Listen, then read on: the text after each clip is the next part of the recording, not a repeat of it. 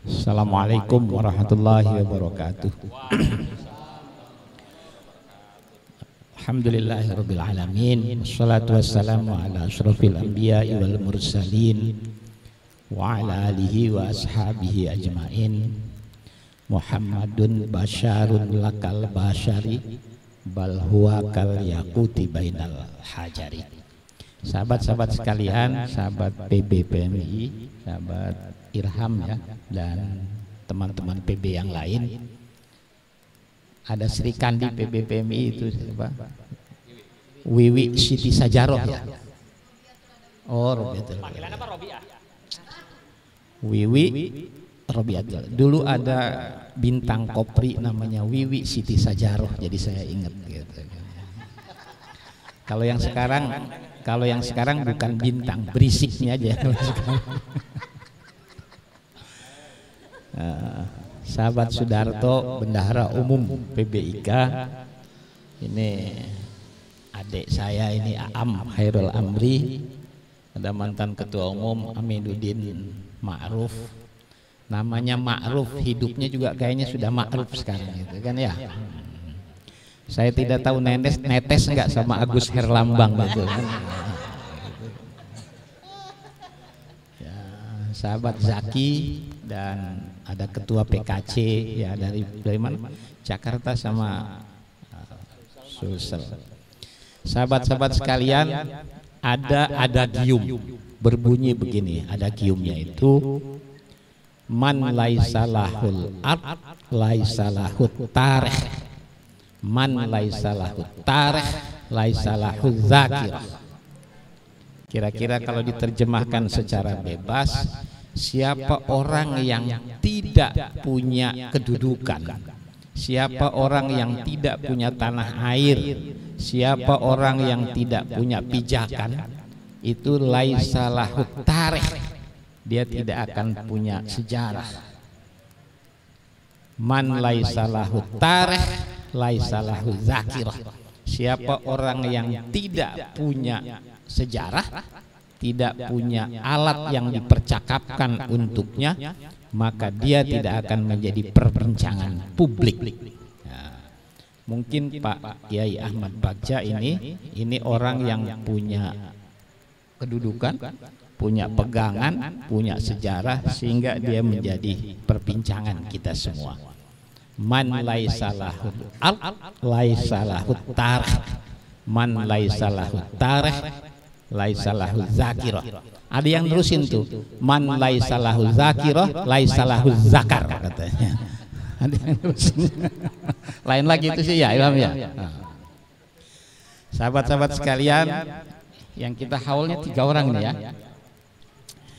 Sekarang ketua umum PMI siapa? Abdullah Syukri, mungkin sibuk mau kawin kali ya, jadi hadir.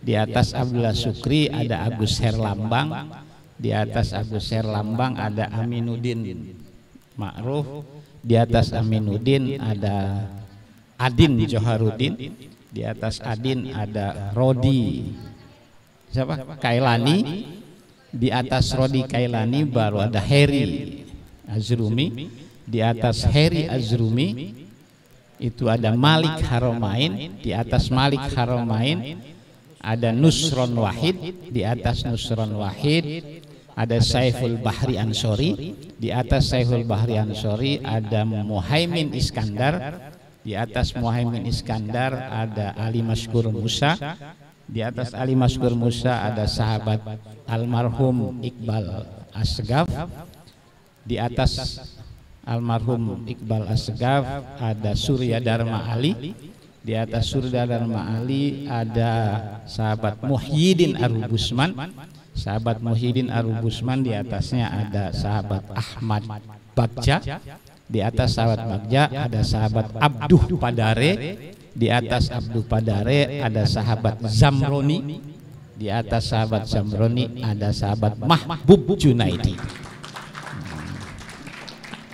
Jangan-jangan Aminuddin udah nggak apal yang gitu-gituan.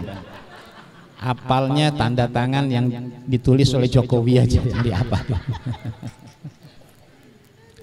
Sahabat-sahabat sekalian, ini Dari mana mulai ceritanya ya? Saya bertemu dengan sahabat Zamroni, tapi waktu itu saya baru mahasiswa tingkat pertama. Beliau sudah jadi anggota DPR RI, sudah jadi orang besar ya. Nah, ada yang menarik perjumpaan saya dengan Pak Zamroni itu almarhum. Sekitar tahun 1984 saya diajak beliau ke Situbondo, ke rumahnya Kiai As'ad Samsul Arifin. Beliau naik pesawat, saya tidak boleh ikut naik pesawat, you naik bis aja katanya. Saya naik bis ke Situbondo.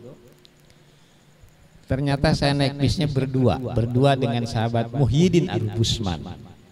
Sahabat Arubusman sampai di Surabaya tidak meneruskan perjalanannya. Sayalah yang terus ke Situbondo, dan di Situbondo bertemu dengan Kiai As'ad Samsul Arifin, yang ulama ikon 84, ulama luar biasa. Dan bertiga beliau, saya tidur satu kamar itu, makan bareng. Padahal saya waktu itu masih mahasiswa tingkat 2 apa tingkat 3 seperti itu. Tapi tahun 84 disitulah pertama kali saya menikmati ada sop apa tuh, sop apa, iga atau sop daging bercampur kacang hijau. Rupanya itu sop aslinya orang Madura ya, khas Madura gitu. Saya tidak mengerti kalau orang banyak minta doa sama Kiai As'ad. Pak Zamroni itu kalau makan suka dikasih kerupuk bekasnya oleh Kiai As'ad, tapi saya nggak pernah dikasih kerupuk bekasnya. Nah, itu dengan Pak Zamroni. Ternyata apa yang dilakukan oleh Pak Zamroni itu menggagas pemikirannya Kiai As'ad mengenai perlunya ekonomi syariah. Menggagas pikirannya Kiai As'ad perlunya ini bahari, soal-soal masyarakat bahari, soal kelautan. Pak Zamroni sejak muda sudah terkenal luar biasa. Beliau Ketua Kesatuan Aksi Mahasiswa Indonesia, dan beliau salah seorang pendiri Komite Nasional Pemuda Indonesia KNPI. Jadi yang dikenal sebagai pendiri KNPI itu 4 orang. Ada yang disebut namanya David Napitupulu, Kosmas Batubara, Akbar Tanjung, dan Zamroni. Waktu itu Zamroni pangkatnya masih BA. Sekarang udah nggak ada BA ya. BA. Nah, kemudian perjumpaan saya pertama dengan sahabat Ahmad Bagja, kalau saya tidak ingat sekitar tahun 1970-an. 1970-an saya baru kelas 5 SD. Kelas 5 SD. Kok bisa ketemu Pak Bagja ya, kelas 5 SD. Nah, saya sudah masuk PMI kelas 5 SD, sudah masuk PMI, sudah ikut Mapaba. Begini ceritanya Mas Darto. Satu hari saya diajak ke Bandung untuk berlibur ke rumah keluarga.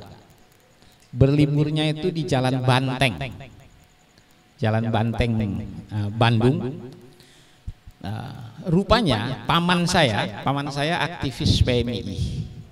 Dan saya diajak ke Jalan Banteng itu. Di situ ada pertemuan aktivis-aktivis PMI, yang pertemuan itu dihadiri oleh tokoh dari Jakarta. Tokoh dari Jakartanya itu pangkatnya 2. Pangkat pertama adalah Sekretaris Jenderal Pengurus Besar Pergerakan Mahasiswa Islam Indonesia. Pangkat yang kedua Sekretaris Jenderal Ikatan Senat Mahasiswa IKIP se-Indonesia. IKIP se-Indonesia.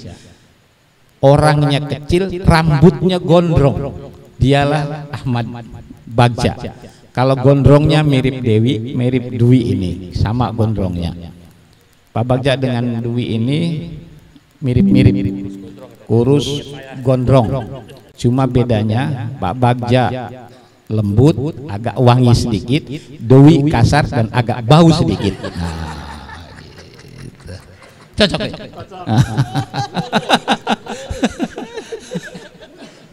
Cocok ya? Gitu. Ini Dewi Winarno. Saya tadi berbisik sama sahabat Dewi, ente dulu nggak jadi ketua umum, makanya tetap aktif. Biasanya yang jadi ketua umum itu kalau mau hadir suka pilih-pilih. Kalau sudah jadi ketua umum itu hadirnya seperti apa? Sahabat-sahabat sekalian, sahabat Iqbal Assegaf sebenarnya tidak terlalu aktivis sahabat aku, sebab itu. Beliau datang dari Ternate sebagai mahasiswa teladan, sebagai pelajar teladan yang bisa masuk Institut Pertanian Bogor tanpa tes. Beliau masuk Institut Pertanian Bogor, saya lupa jurusannya, kedokteran hewan jurusannya, kedokteran hewan. Dan Iqbal Assegaf ini punya kakak namanya Ridwan Assegaf. Ridwan Assegaf itu kuliah di IAIN Surabaya. Dulu kan IAIN namanya kan. Ridwan Assegaf ini aktivis dan tokoh pergerakan PMI yang mati, yang meninggalnya itu tabrak lari tanpa ketahuan siapa menabraknya. Sekitar tahun 78. Namanya Ridwan Assegaf. Tahun 78-an itu, ketika mahasiswa banyak gerakan-gerakan. Saya Iqbal Assegaf di Bogor bertemu dengan orang namanya Ismet Hakim, orang IPB juga, karena dia dari Ternate, kakaknya aktivis PMI, lalu kemudian jadi PMI, dan kan PMI Bogor kira-kira anggotanya ada 3 orang lah begitu. Dan ketuanya Iqbal Assegaf, gitu. Anggotanya. Nah, sahabat Iqbal ketua PMI cabang Bogor, lalu kemudian di Jakarta terjadi gerakan bagaimana PMI tidak hanya dikuasai oleh teman-teman dari perguruan tinggi agama, maka muncullah sahabat Iqbal Assegaf menjadi calon ketua umum PBPMI pada Kongres PMI tahun 1985 di Bandung. Jadi Kongres tahun 85 di Bandung itu muncul apa namanya itu, kalau boleh disebut perlombaan. Itu tokoh-tokoh PMI dari berbagai perguruan tinggi umum. Sahabat Agus itu di forum Kongres dalam rangka menokohkan perguruan tinggi umum itu ada yang bicara begini. Minta waktu pada pimpinan sidang dan bicara. Saya Fajrul Falah, mahasiswa teladan Fakultas Hukum Universitas Gadjah Mada, katanya begitu. Datang lagi dari Medan. Saya Rusli Sagala, mahasiswa teladan Fakultas Hukum Universitas Sumatera Utara. Yang mana-mana terus muncul itu seperti itu. Enggak ada itu. Saya Dwi dari Unusia. Nah, belum ada itu. Jadi ada luar biasa. Dan di situ terpilih sahabat Surya Dharma Ali tahun 85, dan kemudian tahun 88 sahabat Iqbal Assegaf terpilih menjadi ketua umum PBPMI Kongres Surabaya tahun 88. Sahabat Khofifah itu ketua Kopri pasca Kongres tahun 88. Sahabat Iqbal itu luar biasa, datang ke Kongres hanya pada saat pemilihan. Dia datang ke Kongres saat pemilihan pakai baju bagus, pakai dasi dan perlente kan orangnya kan, perlente pakai dasi. Jadi mungkin memang baru 2 orang yang pakai dasi waktu itu. Sahabat Iqbal Assegaf sama sahabat Mujib Rahmat yang sekarang jadi anggota DPR Golkar gitu. Ya, lagi-lagi sama-sama pakai dasi tapi mungkin merek dasinya yang berbeda gitu kan. Nah, saya berteman baik dengan sahabat Iqbal dan alhamdulillah saya bertemu dengan ketua umum PBPMI mulai dari sahabat Zamroni ke bawah. Sahabat Iqbal nih perlente wangi begitu, dan sekjen PBPMI, salah seorang wakil sekjen PBPMI waktu itu namanya sahabat Syukur Sabang. Saya ingat karena ada di Makassar itu.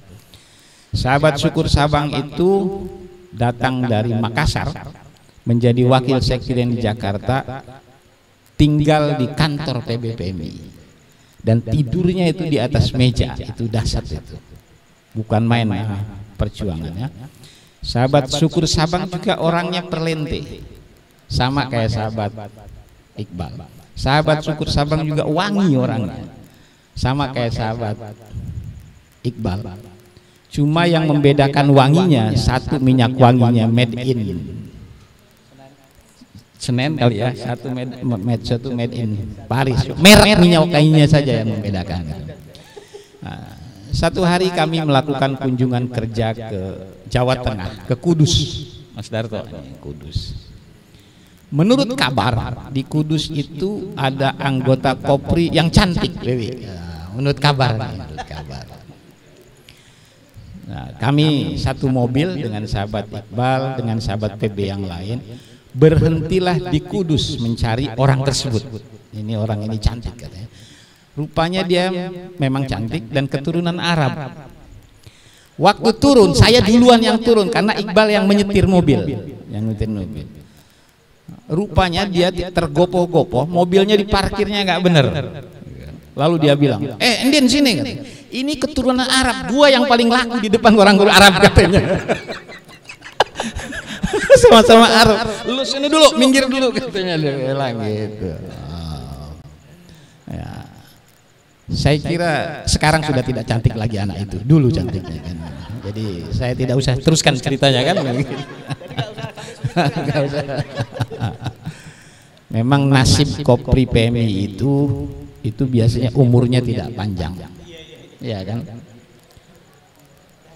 Kalau masih komisariat atau cabang ke bawah, waduh katanya gitu kan. Wah gitu.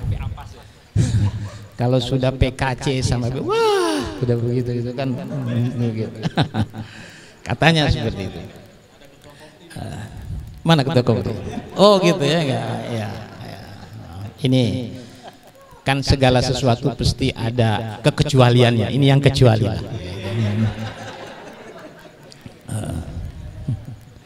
Sahabat-sahabat sekalian, ini mulai masuk ke yang cerita yang agak beneran barangkali ya. Gitu. Dari 3 mantan ketua umum PMI ini, sahabat Zamroni, Iqbal Asgaf dan sahabat Ahmad Bagja itu sebenarnya punya keterkaitan yang saling melengkapi. Ketika sahabat Zamroni menjadi ketua umum, PMII berada pada 2 situasi. Situasi yang pertama, dia bagian dari Nahdlatul Ulama, dia badan otonom Nahdlatul Ulama, yang kemudian pada zaman sahabat Zamroni juga pasca pemilihan umum tahun 71, di mana NU menjadi partai politik, dan ketika tahun 71 NU menjadi bulan-bulanan menanggung suasana yang tidak mengenakan pasca pemilu 71, maka PMI mendeklarasikan dirinya menjadi independen. Dan independensi PMI diteruskan oleh sahabat Abduh Padare, dan kemudian dilengkapi independensinya itu oleh sahabat Ahmad Bagja. Ahmad Bagja menjadi ketua umum PBPMI tahun 78 sampai dengan tahun 1981. Sahabat-sahabat sekalian, catatan yang ingin saya sampaikan adalah pada era sahabat Ahmad Bagja tahun 78 sampai 81, saya masuk PMI tahun 80. Jadi saya mengenal sahabat Ahmad Bagja cuma 1 tahun dalam kepengurusan PMI. Kongres PMI tahun 81 yang terpilihnya sahabat Muhyiddin Arubusman, tempatnya di Cibubur, dan cabangnya itu baru 60-an cabang. 60-an cabang itu tahun 81. Apa yang diwariskan oleh sahabat Ahmad Bagja? Sahabat Bagja punya apa itu? Punya konsepsi di dalam PMI yang dikenal dengan nama P4 PMI. Masih ada nggak sekarang itu? Udah nggak ada ya. P4 PMI. P4 PMI itu disebut pola perkaderan, perjuangan dan pengembangan pergerakan mahasiswa Islam Indonesia. Pola perkaderan atau pola pendidikan, perjuangan dan pengembangan PMI, P4 PMI. Kenapa disebut P4 PMI? Di Republik Indonesia ketika itu ramai dibicarakan mengenai Undang-Undang Dasar 45, GBHN dan Pancasila begitu. Nah, kalau di PMI, P4 PMI itu disebut laksana Undang-Undang Dasar 45-nya. Laksana garis-garis besar haluan negaranya. ADART PMI itu laksana Undang-Undang Dasar 45-nya, dan nilai dasar pergerakan PMI NDP itu laksana apa? Laksana Pancasilanya, seperti itu. Di dalam NDP PMI yang disebut pola perkaderan, perjuangan dan pengembangan PMI itu dicantumkan bahwa perkaderan PMI itu meliputi 3 hal penting, mungkin masih ada sekarang juga, yaitu perkaderan formal, perkaderan informal, dan perkaderan non formal. Perkaderan formal dulu namanya LKD, LKM sampai dengan LKL. Kemudian kalau non formal itu seperti kayak begini ini. Perkumpulan-perkumpulan yang tidak diorganisir menjadi keputusan-keputusan organisasi. Kemudian ada informal. Itu kalau yang sifatnya perkaderan. Kalau yang sifatnya pengembangan, nah ini sahabat-sahabat sekalian, ini yang pengembangan. Ada 4 tipologi pengembangan PMI. Mungkin ini masih relevan sampai sekarang. Yang pertama adalah pola pengembangan sahabat-sahabat PMI untuk menjadi orang-orang yang bisa memasuki wilayah teknokratis. Wilayah teknokratis. Yang kedua, agar sahabat-sahabat bisa memasuki wilayah-wilayah yang tidak berada dalam bingkai akademis. Yang ketiga dalam bingkai wilayah politis, yang keempat dalam bingkai wilayah bisnis. Kira-kira kalau PMI masuknya wilayah mana yang paling gampang? Wilayah teknokratis, wilayah akademis, wilayah bisnis, dan wilayah politis.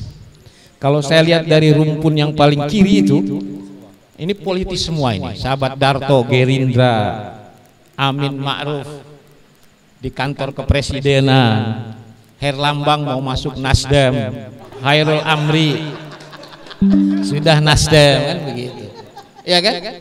Wilayah-wilayah politis semua. Nah, ini akademisi. Nah, ini saya kira ini harus menjadi gagasan PBPMI.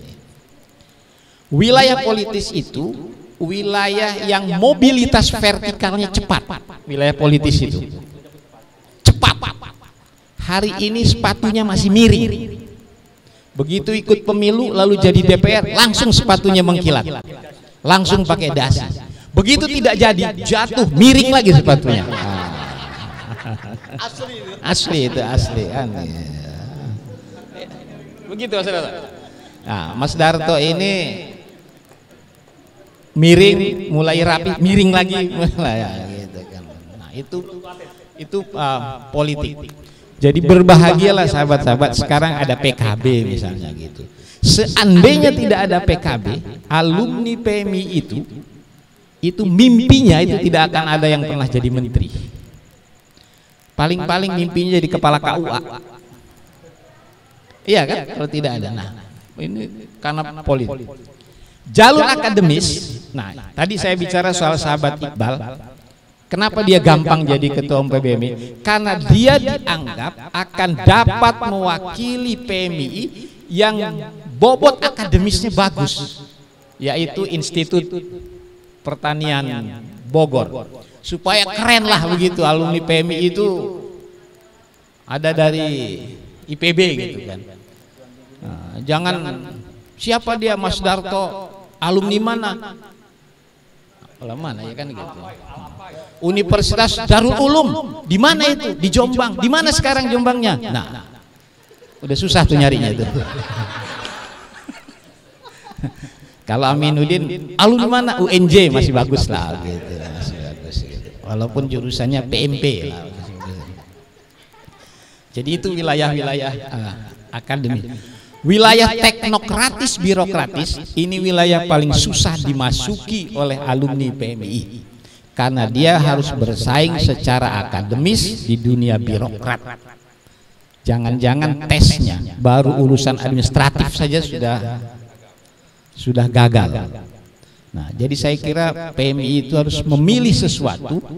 Apakah dia mau menjadi bagian dari supplier dunia politik, atau dunia akademis, atau dunia teknokratis, atau dunia bisnis.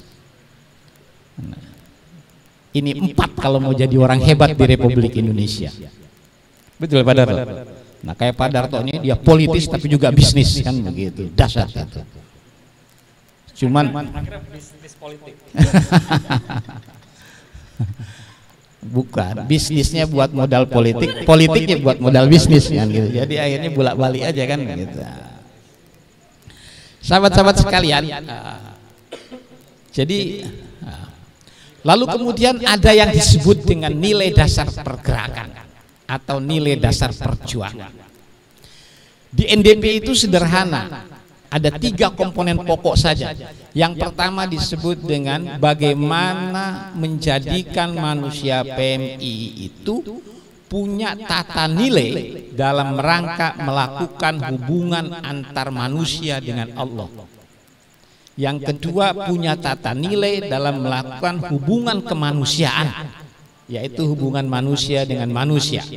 Dan punya tata nilai dalam rangka melakukan hubungan antara manusia dengan alam. Itu. Nah, saya ingin memberi contoh satu saja.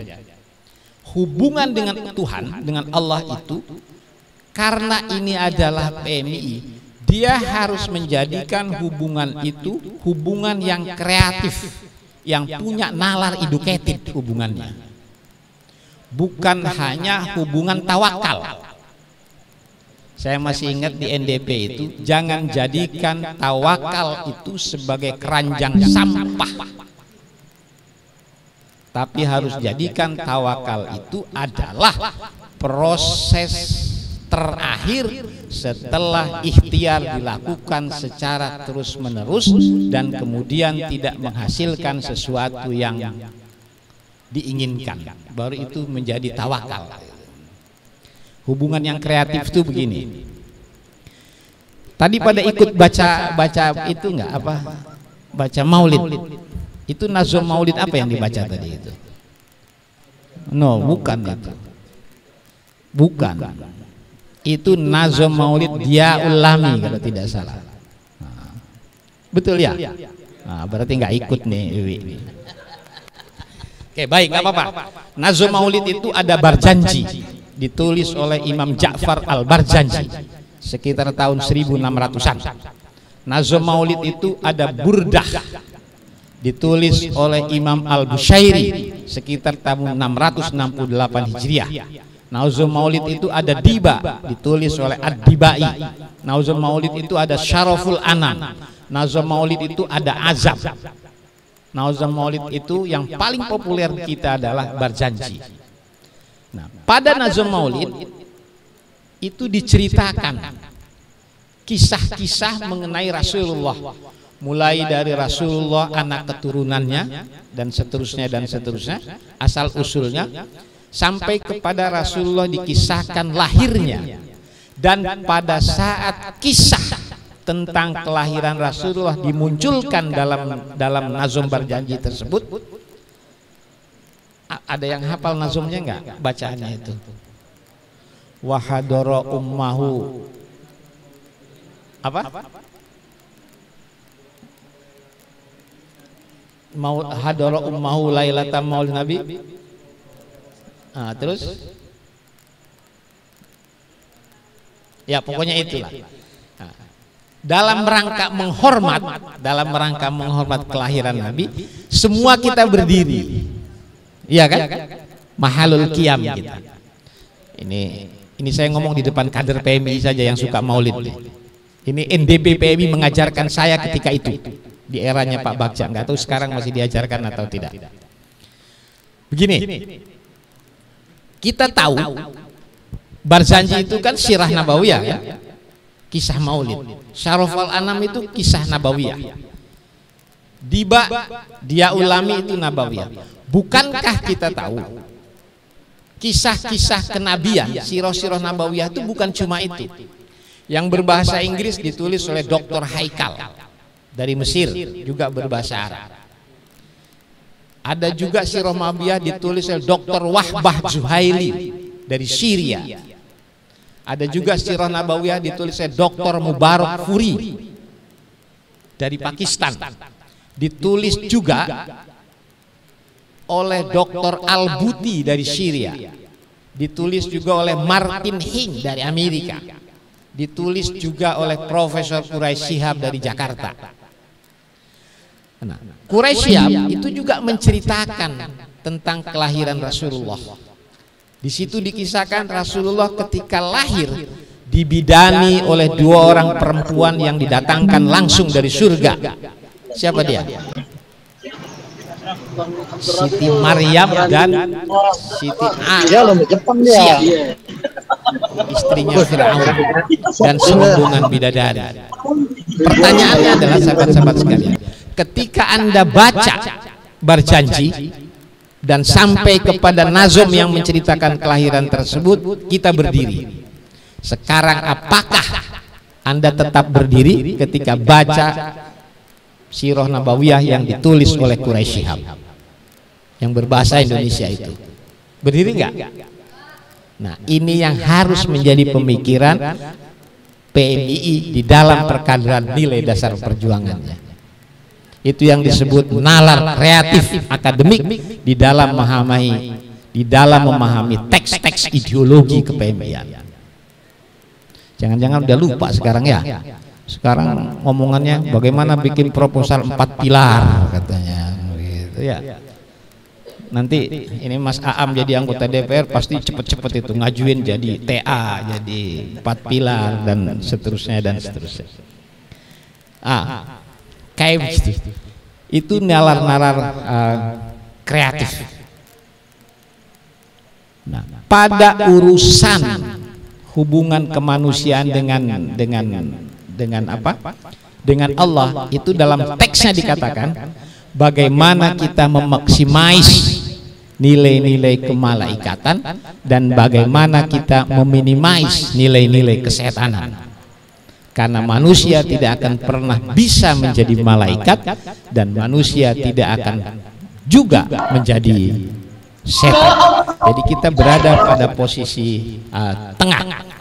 Posisi tengah itulah yang dalam konsep nilai dasar pergerakan zamannya Pak Bagja disebut bahwa nilai agama mengandung nilai private. Nilai agama mengandung nilai publik, nilai agama mengandung nilai private publik, dan nilai agama mengandung nilai public private. Ini kalau dijelasin agak panjang gitu kan. Nilai dasar pergerakan ini yang tadi menjadi rujukan perkaderan PMI, juga menjadi rujukan urusan-urusan keorganisasian di PMI, diterjemahkan di dalam zamannya sahabat Iqbal As-Segaf. Salah satu penerjemahannya itu pada teks beat kader di PMI. Begitu ya. Masih ingat teks beat? Saya masih ingat tuh teks beat itu 1, 2, 3. Saya tidak akan saya dalam situasi apapun dalam situasi dan kondisi apapun tidak akan meninggalkan pergerakan mahasiswa Islam Indonesia, karena pada hakikatnya bila meninggalkan PMI adalah sebagai pengkhianatan terhadap organisasi, ya kan? Cuma zamannya Amidin Ma'ruf ditambah taat kepada pemimpin organisasi. Nah, itu apa di luar teks aslinya itu. Ya, amin ya, ditambah ya. Enggak, itu enggak ada itu. Itu catatan aslinya ada pada saya itu. Ya, jadi dalam situasi, suasana dan kondisi apapun, nah, benar masih ada itu sekarang. Nah, ya ini sih taat patuh kepada pemimpin organisasi itu nggak ada itu. Ada duit jangan nambah ya. Itu nggak ada itu. Jadi itu di dalam PMI. Sahabat-sahabat sekalian, saya ingin mengapresiasi begini. Berbahagialah Anda yang jadi PMI sekarang. Jadi PMI sekarang. Zaman sahabat Ahmad Bagja jadi ketua umum PBPMI, jangan bayangkan di kantor PBPMI itu ada sepeda motor, apalagi mobil kan begitu. Zaman Gus Dur jadi ketua umum PBNI pertama kali juga jangan bayangkan ada mobil parkir di depan kantor PBNI. Gus Dur itu masih naik bajaj ya. Kalau sekarang waduh banyak sekali kan begitu. Ya, zaman zaman sahabat Ahmad Bagja itu PMI berada di bawah tekanan hegemoni kekuasaan Orde Baru. Hegemoni kekuasaan Orde Baru itu paling tidak pada dua aspek pokok. Yang pertama, organisasi ekstra tidak boleh hidup di kampus, karena kampus punya konsep sendiri namanya NKK BKK. Di luar kampus, organisasi ekstra harus mengikuti tata aturan kehidupan keormasan yang begitu rigid. Acara kayak begini ini izinnya sampai ke Polda Metro Jaya. Zaman dulu itu harus ada Intelkam. Ayahnya Zaki, sahabat Isa Musin itu almarhum, pernah ada diskusi yang hadir paling 5-10 orang. Dia harus tidur di kantor Laksus di Keramat berapa itu? Keramat 7 apa Keramat berapa itu? Keramat 6. Itu gara-gara cuman diskusi saja. Sebenarnya yang mau ditangkap itu 2 orang, ada nama saya dan ada sama sahabat Isa Musin. Rupanya intelnya waktu itu tidak terlalu cerdas. Yang dia ingat nama Isa Musin aja gitu. Waktu ditanya nama saya itu di atas, saya bilang gitu. Jadi saya tidak terkena. Kira-kira beberapa hari kemudian sahabat Isa Musin tidur di Laksus. Saya tanya, Cak, bagaimana situasinya tidur di sana? Perlu kita jenguk nggak? Nggak apa-apa, di sini aja. Mau 2 minggu 2 bulan juga nggak apa-apa. Kenapa? Makannya enak katanya. Dikasih makan daripada di kantor PBPMI katanya kan. Nah, sahabat-sahabat sekalian, ya saya ingin mengapresiasi sekali lagi. Sekarang itu apapun bisa dilakukan oleh teman-teman, oleh sahabat-sahabat PMI. Jadi kalau sahabat PMI sekarang tidak maju, itu memang bodoh dan nasibnya keterlaluan. Mau ngapain aja kan bisa sekarang kan? Bener nggak? Mau ngapain aja bisa. Jangan sahabat bayangkan ada PBPMI pergi ke Sumatera naik pesawat pada era saya maupun pada eranya apalagi eranya sahabat Ahmad Bagja. Perjalanan ke Medan itu masih harus ditempuh pakai bis, karena pakai bis jadi bisa berhenti di mana-mana kan begitu. Satu hari ada pengurus PBPMI harus pergi ke Kendari, ada di sini Kendari, dan dikasih tiket naik pesawat oleh Pelita Air Service, pesawatnya Pertamina waktu itu dikasih. Rupanya teman PMI ini berangkat ke Halim Perdana Kusuma, lalu beberapa jam kemudian pulang, tidak jadi ke sana. Saya tanya, kenapa? Ketinggalan pesawat. Rupanya dia belum ngerti naik pesawat itu harus pakai check-in harus segala macam. Dia pikir naik pesawat itu bawa tiket langsung masuk naik pesawat begitu kan. Itu udah PBBMI kan begitu. Begitu ada juga begitu naik pesawat bingung pakai seat belt itu kan. Lalu membukanya juga bingung, akhirnya dia merosot dari bawah begitu.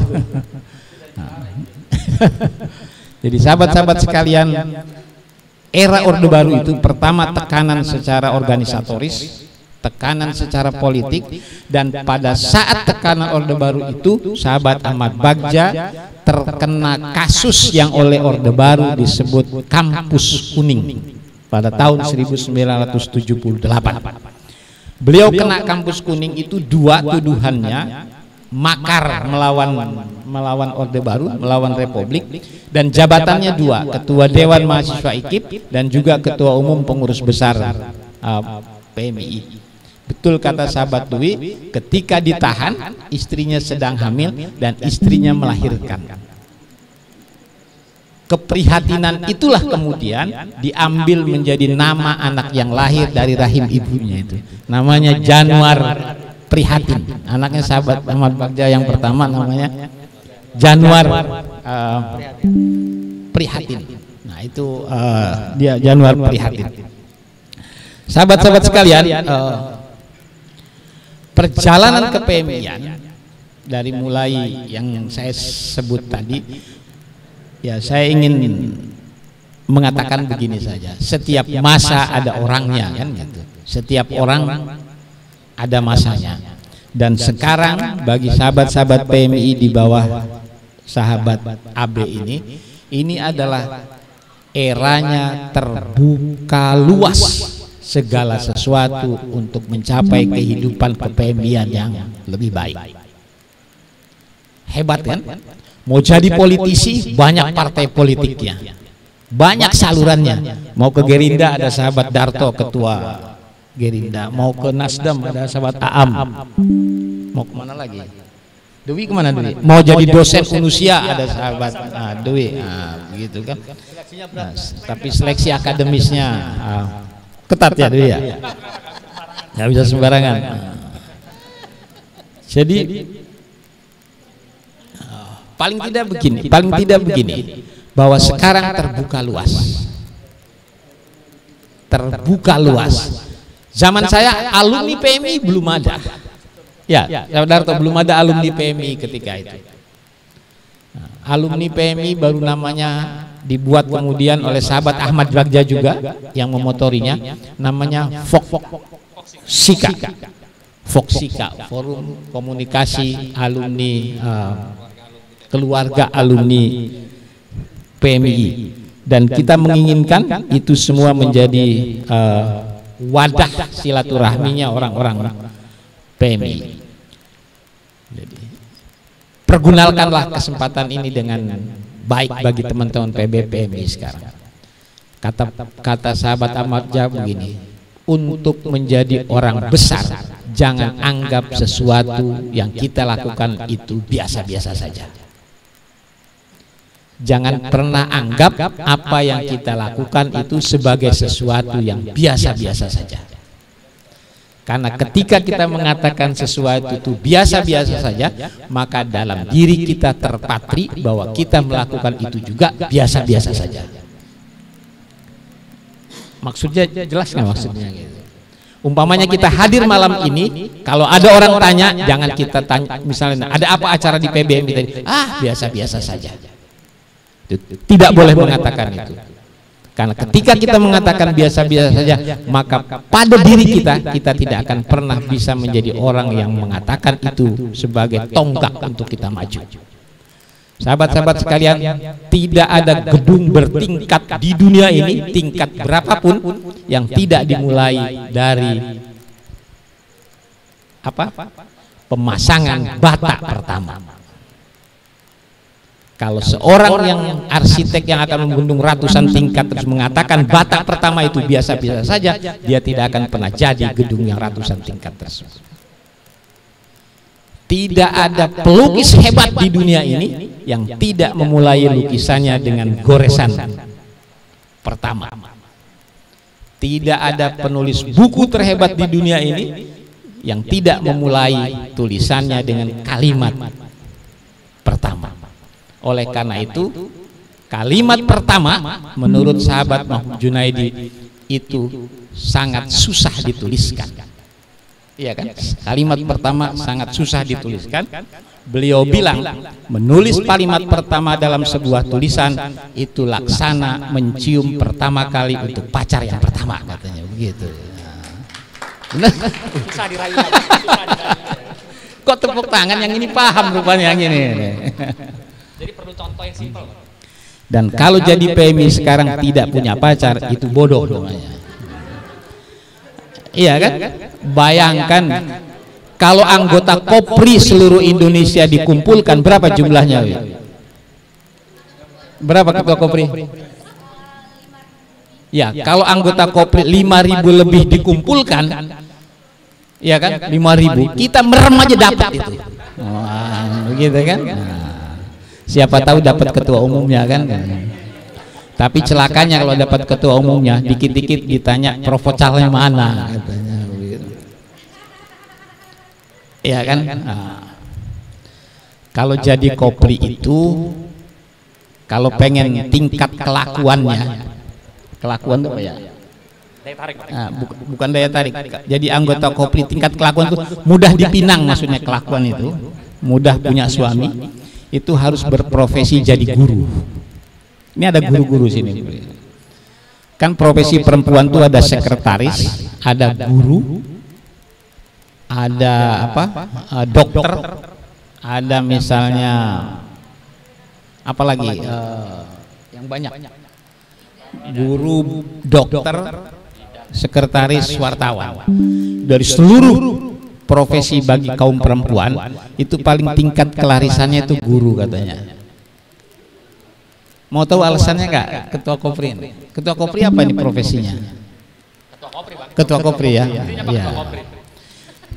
Iya. Dokter ya. Dokter itu kalau perempuan itu dokter, kan dia biasa meriksa pasien.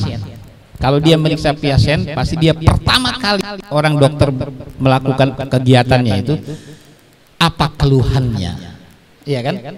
Apa keluhannya? Keluhan, berapa kali sehari dia ngomong apa keluhannya, iya kan? Kalau ketua Kopri, dia kalau ketemu orang, ini proposalnya harus jelas, iya kan? Kita diskusikan dulu.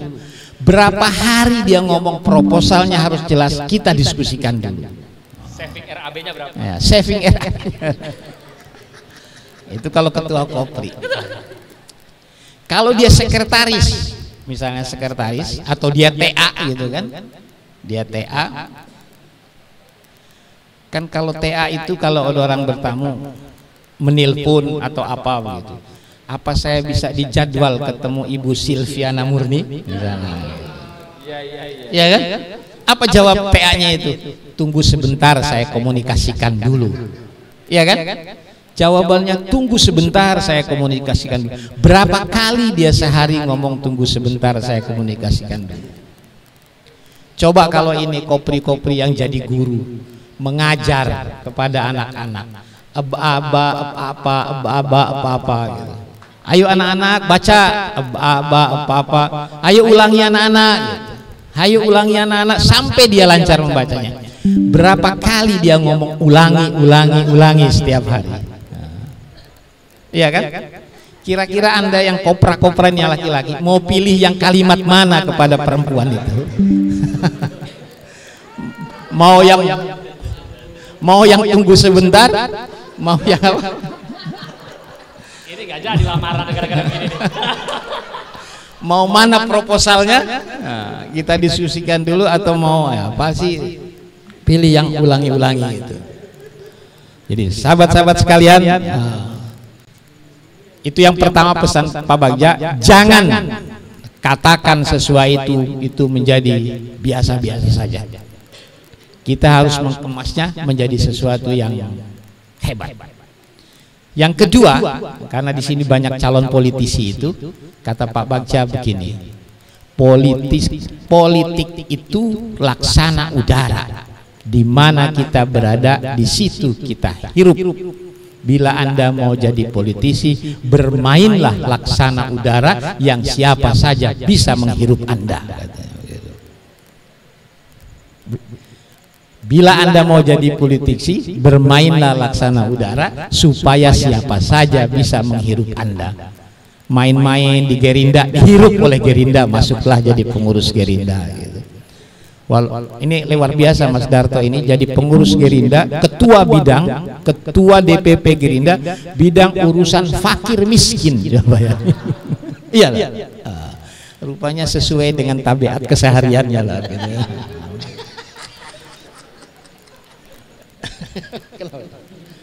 Sahabat-sahabat sekalian, yang ketiga pesan Pak Bagja itu adalah oleh karena PMII adalah kumpulan berbagai makhluk yang punya potensi berbeda-beda, maka bila dia mau dikanalisasi menjadi dua hal penting saja, yaitu yang berbasis pendidikan agama dan yang berbasis pendidikan umum. Bagi mereka yang berpendidikan agama, ajarilah dia urusan-urusan yang sifatnya umum. Bagi yang berpendidikan umum, ajari dia untuk urusan-urusan yang berbasis agama. Saya menerjemahkannya dalam NDP dengan mengatakan begini: orang yang punya pengetahuan religiusitas tinggi, ajari dia urusan-urusan yang sekuler. Orang yang punya pengetahuan sekuler tinggi, ajari dia urusan-urusan yang religius, sehingga bertemu dalam melting pot yang sama, bertemu dalam periuk yang sama, bertemu dalam pola perkaderan yang sama di wadah pergerakan mahasiswa Islam Indonesia. Dan mari jadikan PMI menjadi pijakan kita untuk kita memperoleh added value, nilai tambah untuk kita menjadi sesuatu, untuk kita bisa berguna gitu. Dan yang terakhir saya ingin mengatakan, PMI ini adalah overhead of interest pada diri kita. Jalannya seorang Dewi Winarno, orang akan mengatakan itu jalannya kader PMI. Matanya Dewi Winarno, orang akan mengatakan itu matanya PMI.